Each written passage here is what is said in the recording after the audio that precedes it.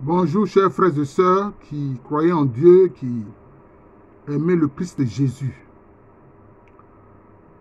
Quelquefois, en écoutant des personnes ou en regardant certaines vidéos, j'entends des gens dire, mais où était Dieu quand il y a eu telle situation, tel massacre? Par exemple, la Seconde Guerre mondiale, qui a fait pratiquement presque 50 millions de morts. Presque 50 millions de morts. Où était Dieu quand les Noirs étaient frappés par l'esclavage et la traite négrière? Où était Dieu quand les Amérindiens ont subi le génocide de la part des Caucasiens, de nos frères blancs, du moins tels qu'ils s'appellent eux-mêmes blancs? Bon, en fait, moi, je préfère les appeler leucodermes ou bien caucasiens. Où était Dieu quand le peuple qu'il a choisi pour faire connaître son nom, les Juifs, étaient massacrés par les nazis? Près de 6 millions de Juifs tués dans des camps d'extermination. Où était Dieu? Où était Dieu durant le génocide contre les Tutsis et les Hutus modérés au Rwanda? Alors, on peut se poser comme ça beaucoup de questions. Et même quand ça concerne la vie personnelle d'un individu, il peut dire, mais Seigneur, où es-tu alors que je vis cette situation-là? Quand il se veut croyant. Vous voyez? Alors, les gens se posent ce type de questions. Alors, donc, pour eux, c'est comme si Dieu est indifférent aux situations terribles, aux situations catastrophiques que les humains vivent. Je vais expliquer que c'est une explication simpliste que de dire cela. Et c'est cela injuste vis-à-vis de l'amour de Dieu que de dire cela. Cela est injuste vis-à-vis de la liberté que Dieu donne aux êtres humains que de dire cela. Voyez-vous, il y a une grande différence entre l'être humain et puis les animaux qui, eux, agissent par intuition. Beaucoup d'animaux agissent par intuition. Presque tous les animaux, ils agissent par intuition. Mais maintenant, on peut les dresser pour faire certaines choses. Ça, c'est autre chose. Mais à l'être humain, il a donné quoi? Il a donné l'intelligence, la réflexion. Oui. Pour que l'être humain puisse décider de ce qui est juste et s'éloigner de ce qui est injuste. Il a donné cette intelligence-là à l'être humain. C'est pour ça qu'il y a un passage où il dit, dans sa parole, à l'être humain, je mets devant toi la vie et la mort, et je t'exhorte à choisir la vie. Dieu ne te force pas. Dieu n'est pas un tyran. Dieu n'est pas un dictateur pour te faire forcer à faire ce que tu ne veux pas faire. Non. Il te propose sa parole. Il te propose ses idées. Il te propose son amour. Il te dit, ne fais pas à autrui ce que tu n'aimerais pas qu'on te fasse. Mais s'il y a des hommes qui refusent d'écouter cela et qui font du tort aux autres, pourquoi si vous allez venir accuser Dieu? Il est omniscient. Il est omnipotent, c'est-à-dire il est tout puissant. Mais tout cela, son pouvoir, sa force divine, sa puissance divine, ça s'appuie sur l'amour et la liberté. Hein? J'aime bien quelquefois, il y a des chrétiens qui chantent Jésus m'a libéré, Jésus m'a libéré. Mais il te libère de quoi?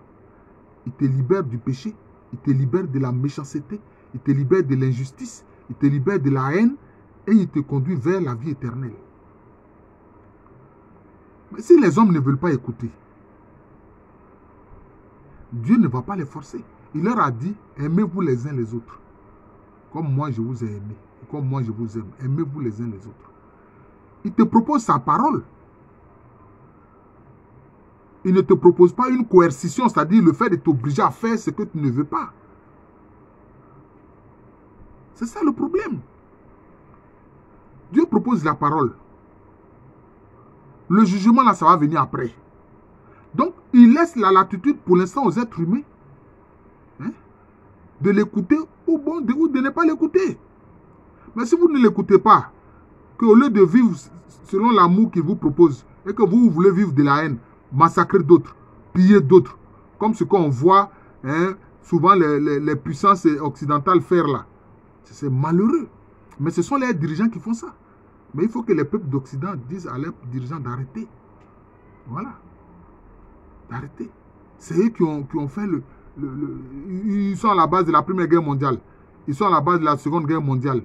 Ils sont à la base de choses, comme on appelle ça, du génocide contre les Juifs. Ils sont à la base du génocide contre les Amérindiens. Ils sont à la base de la traite négrière. Ils sont à la base de l'esclavage. Ils sont à la base de la colonisation et de l'impérialisme.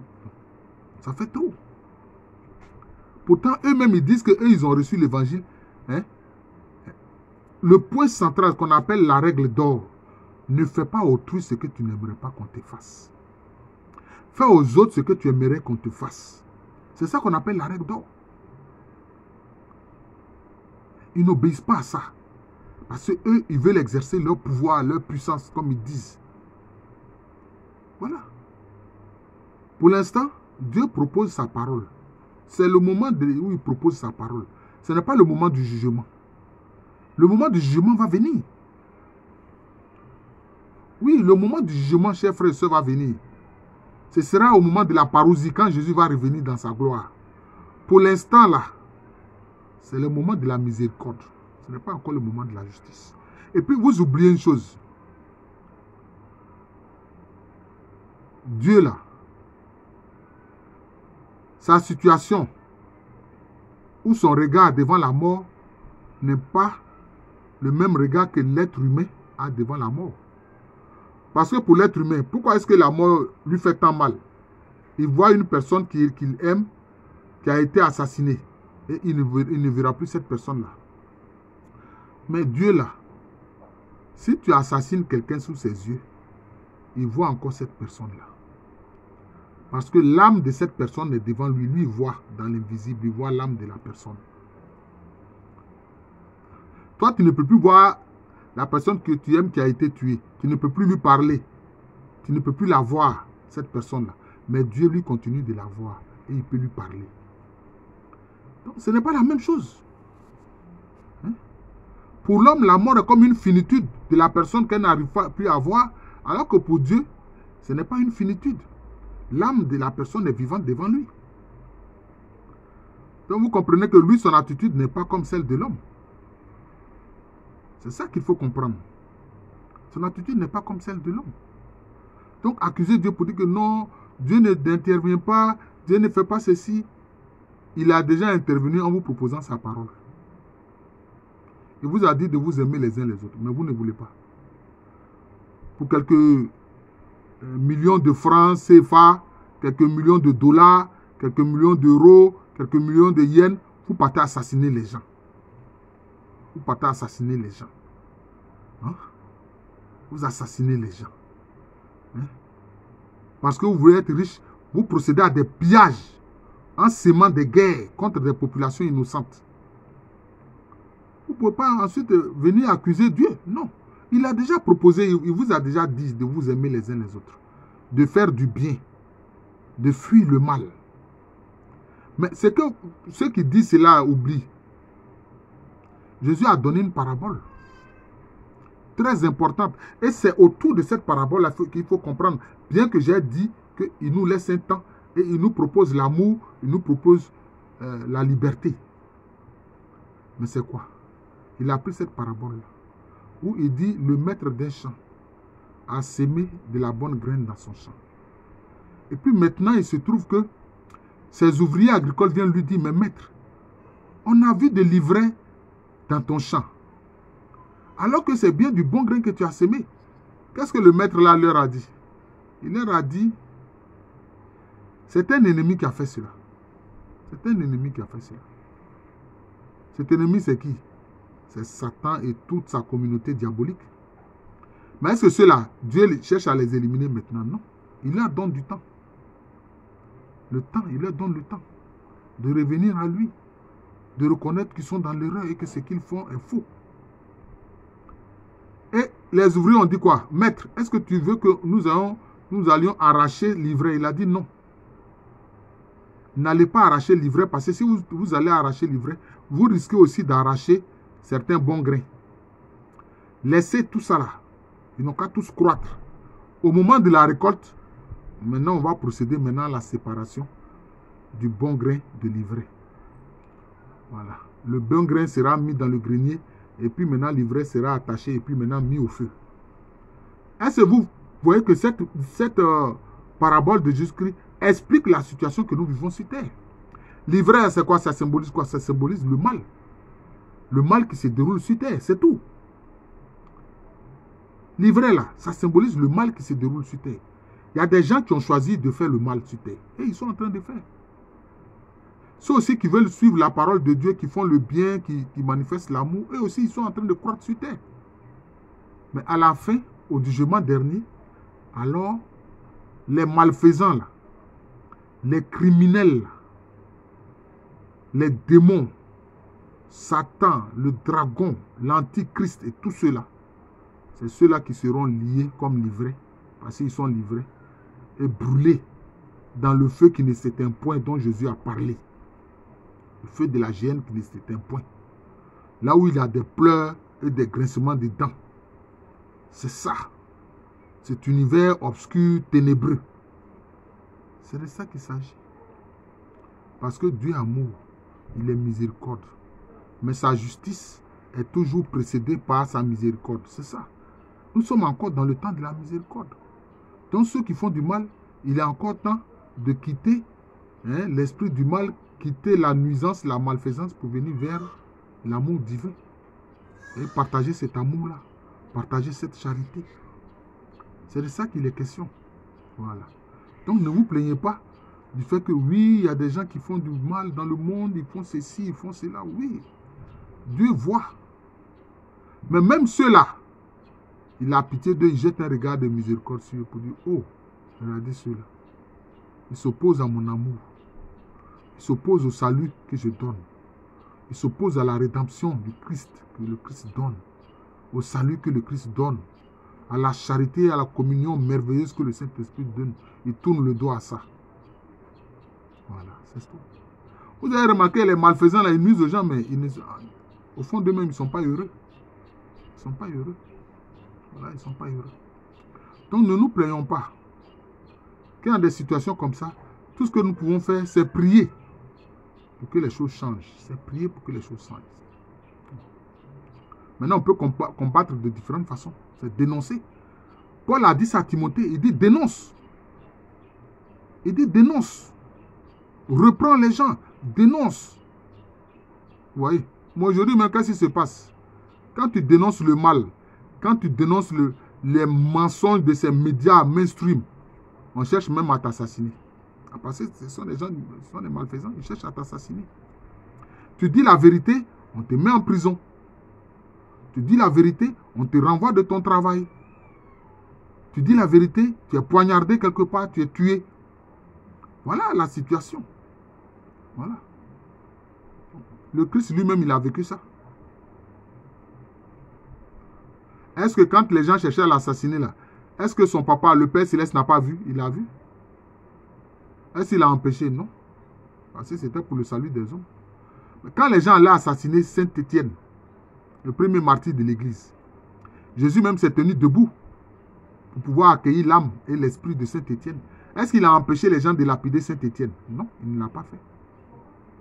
La plupart de ses apôtres ont été des martyrs. Est-ce qu'il a empêché que ces apôtres soient tués? Il ne les a pas empêchés. C'est ça les faits. C'est ça. Quand Dieu a créé les choses sur la terre, là, il n'a pas dit que c'est parfait. Il a dit que c'est bon. Dieu vit que ce qu'il a fait là est bon. C'est bon, mais ce n'est pas parfait. Et comme ce n'est pas parfait, il y a le mal qui est dans le monde. Voilà les faits. Mais la félicité céleste, alors quand nous serons dans la félicité céleste, là, nous allons voir la grande différence entre la félicité céleste et puis la vie sur terre. Quand je vois des gens qui pensent que les quelques jouissances du corps sur terre, c'est ça l'essentiel, moi j'en ris. Et les religieux, les religieuses nous donnent un exemple, sont un témoignage vivant. Vous voyez? Pourquoi est-ce qu'ils ont décidé d'être des religieux et des religieuses? Ils sont dans une abstinence totale. Ils ont fait vœu de chasteté. Entre nous, est-ce que les rapports sexuels, c'est pas doux? C'est doux, c'est intéressant. Mais pourtant, eux, ils ont décidé de vivre dans la chasteté. Pourquoi? Parce que l'extase spirituelle, être rempli de l'Esprit Saint et débordé de l'Esprit Saint. Mais l'orgasme sexuel n'est rien devant ça. Si vous avez vécu ça là, vous allez voir que l'orgasme sexuel là, ce n'est rien devant ça. Moi, je vous le jure. Moi, j'ai vécu ça 2 fois. Donc, je sais de quoi je parle. Voilà. Mais seulement, j'ai choisi la vocation du mariage. Donc, ça, c'est une autre affaire. Donc, vous voyez, donc c'est ça. C'est ça. Vous comprenez? Voilà. Je vous remercie. Je suis le frère Jean de l'amour de Jésus. La terre n'est pas, la vie sur terre n'est pas parfaite. Je crois qu'il y a eu une apparition de la Vierge Marie. Je crois que c'était à Bernadette Soubirou. Elle a dit, ma fille, je ne te propose pas le bonheur ici-bas, mais je te propose le bonheur au ciel. Parce que la Vierge Marie, Notre-Dame de l'Immaculée Conception, Notre-Dame de Lourdes, santé des malades, c'est ce qu'elle a dit à Bernadette Soubirou. Vous remarquez que beaucoup de disciples de Jésus-Christ ont été assassinés. Les martyrs, vous connaissez l'histoire, la martyrologie, vous allez voir, il y a beaucoup de disciples de Jésus qui ont été assassinés. Est-ce qu'il a empêché ces assassinats-là? Non. Parce qu'il sait qu'ils vont le rencontrer dans sa félicité. Ils seront dans la félicité céleste avec lui. Les martyrs d'Ouganda. Saint Paul Miki qui était japonais et ses compagnons. Est-ce que quand ils ont décapité Jean-Baptiste, est-ce que Dieu a empêché que Jean-Baptiste soit décapité? Il n'a pas empêché. Voilà, donc c'est ça les faits. Est-ce que Dieu a empêché que Hitler tue les 6 millions de Juifs là? Dieu n'a pas empêché. Parce qu'il sait que la terre là, c'est un lieu qui n'est pas parfait. Mais la félicité céleste est là, est réelle. C'est là le bonheur éternel et véritable. Je vous remercie, je suis le frère Jean de l'amour de Jésus. C'est mon nom spirituel. Et à l'état civil, je suis le professeur Alou Kwame René. Merci encore et bonne journée. Ne nous prions jamais de Dieu. Montrons-lui nos besoins. Disons-lui nos préoccupations. Et ayons confiance parce que Dieu est fidèle.